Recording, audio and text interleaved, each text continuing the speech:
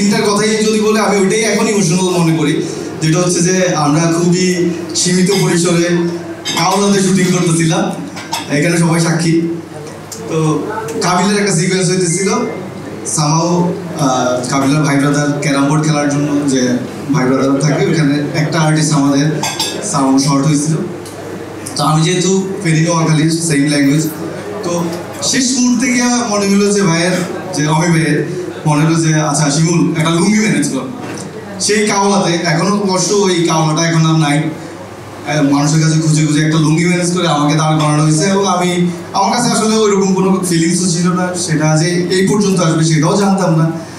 তো ওই ঘটনাটাকে আমার সবসময় রিকল করি যে ওইটা আমার জন্য ইমোশনাল, এবং আমার সব কিছুর জন্য আসলে অমি ভাই আসলে দায়ী। আমি দায়ী বলবো, আমি তো অভিনেতা হইতে আসি নাই, ভাইয়া হচ্ছে যে বিভিন্ন সময় বিভিন্নভাবে আমাকে আসলে দাঁড় করাই দিচ্ছে।